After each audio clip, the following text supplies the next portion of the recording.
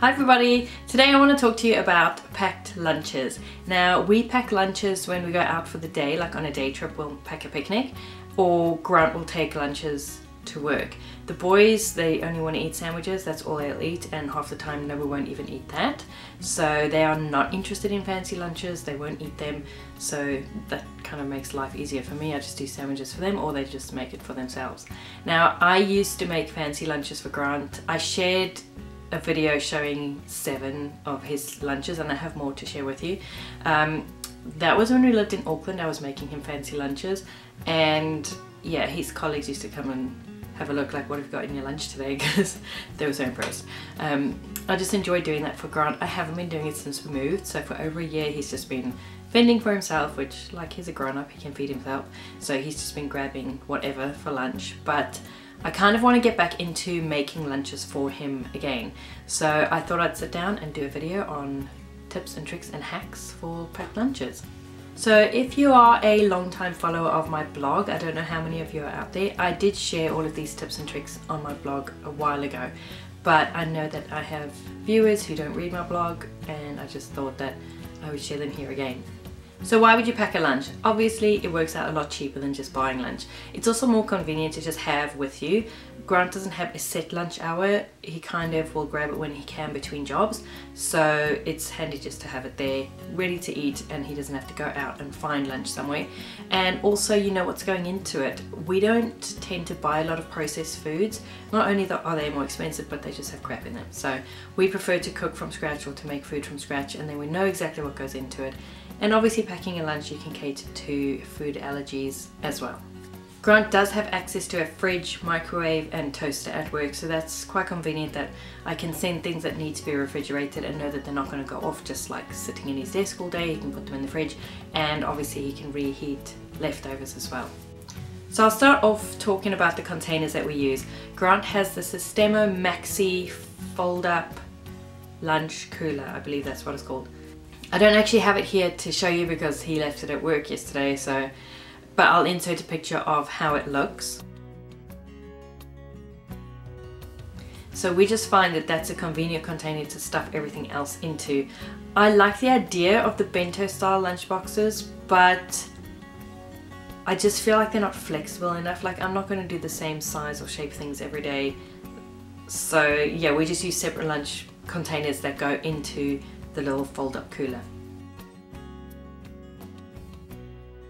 So the containers that I like to use are these by Rubbermaid. We have 3 sizes. So this largest one is 473 ml or 2 cups. They are BPA free plastic. This is 296 ml. And then we have the little ones as well, which are 118 ml or 4 ounces. This one is 1 1/4 cup. So these are really handy. They're just the right size. Like, this is exactly the right size for a full portion if you do like curry and rice or whatever. It just is convenient, it's a good size. This is the right size. I have heaps of these because I used to have banana smoothies every day, and these were the right size to freeze the bananas in. Now, one thing I do like about them is they are leak proof and airtight, but also the lids, you can like snap them together. Or you can obviously snap containers together. It's just a cute feature that can be quite convenient sometimes.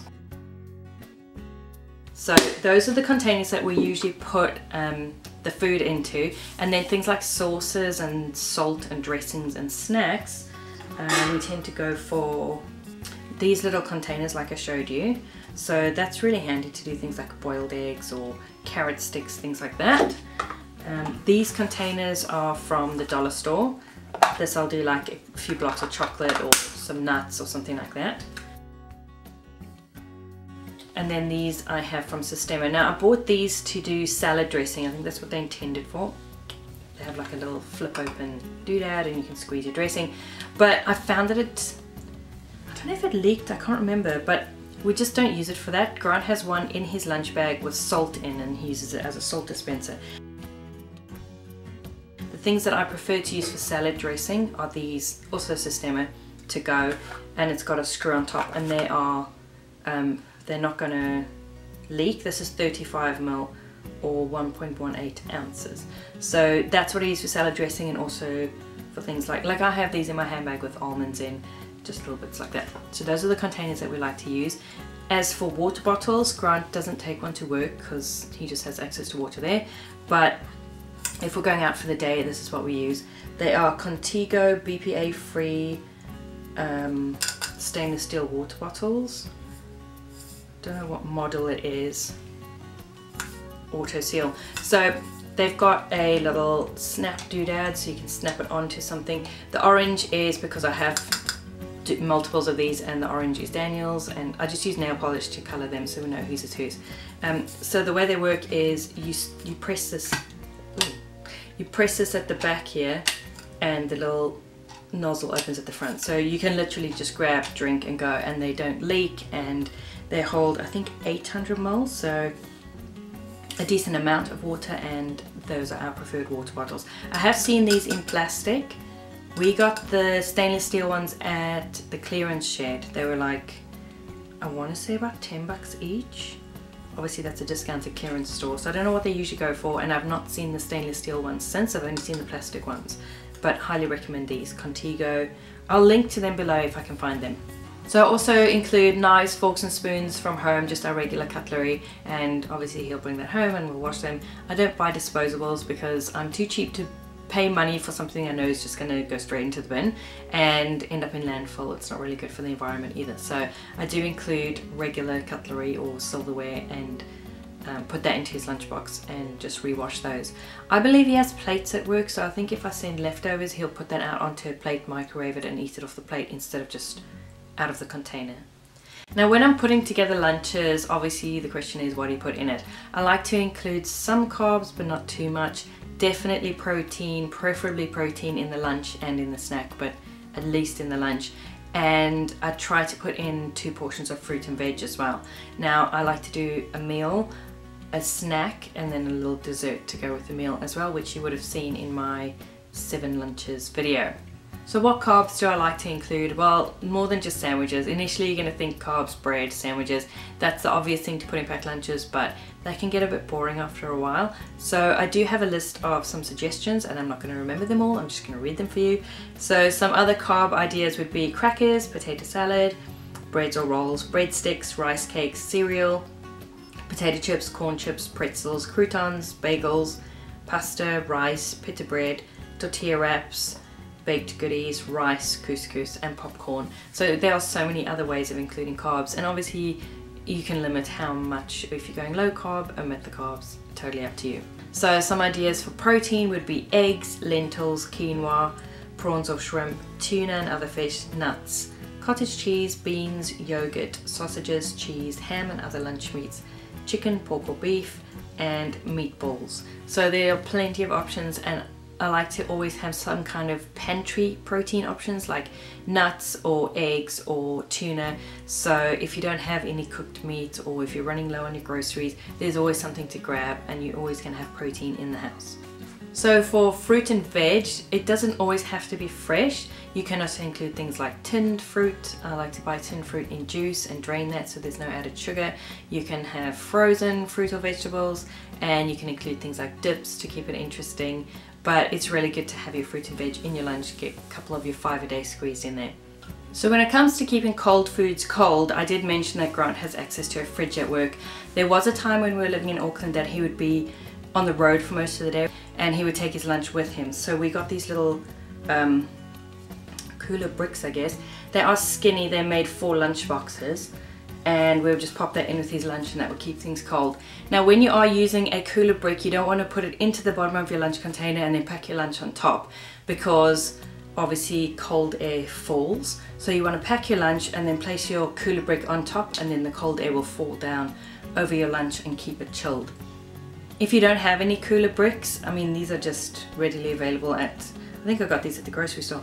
But if you don't have any, you can take a kitchen sponge, wet it, freeze it, and then pop that into a Ziploc bag into your lunch, and that's like a cooler brick that's not going to leak all over when it melts. Some other tips for keeping your food fresh is obviously to use airtight containers. Like these are airtight, they're not going to make your sandwiches stale. And if you're buttering a sandwich or a roll or anything, make sure to butter the entire surface carefully, because that acts as a kind of waterproof barrier and will protect the bread from going soggy. Whether or not you butter your sandwiches, it's a good idea to be very careful and intentional about how you layer your sandwiches. So you don't want to put something like tomatoes on the bread, because that's obviously soggy and it's going to leak into the bread. So you want to put things like your lunch meats or your cheese against the bread, and then soggier items, your salad bits, in the middle, so that your bread doesn't go soggy.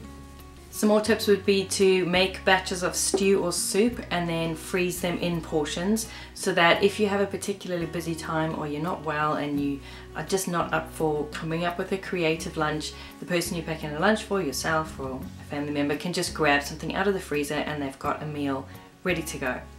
Also, you can dish up an extra portion. When you're dishing up your dinner anyway, just dish up an extra one straight into a container and you have your lunch for the next day. Obviously this only works if you're having something chilled or if you have access to a microwave to reheat the leftovers.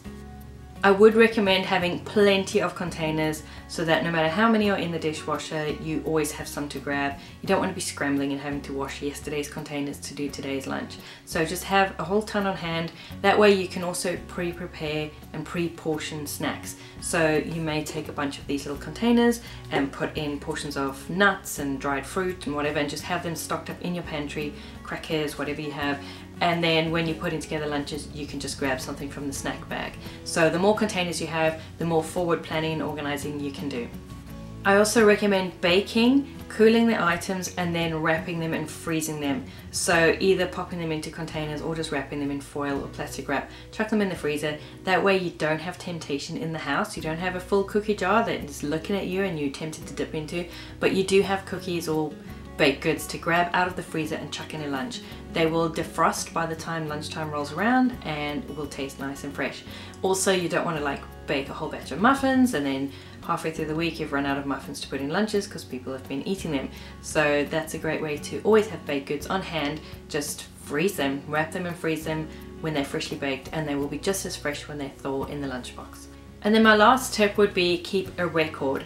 Even if you just grab your phone and take a quick snapshot of the lunches you've put together, or make a list, then that way when you are running out of ideas, when you're stuck for ideas of what to do for a lunch, just copy one you've done before, or just flip through pictures of lunches you've done before or lists of them and pick out some ideas, and that way you're not reinventing the wheel and having to come up with something from scratch every single time. Just take inspiration from your own genius. So that's my video on lunch hacks and tips and tricks. I hope it was helpful to you. If any of these ideas was inspiring to you, please leave me a comment and tell me which one, because I find that so rewarding to know that somebody found something in my videos helpful or inspiring. Thank you for watching, and I will see you next time.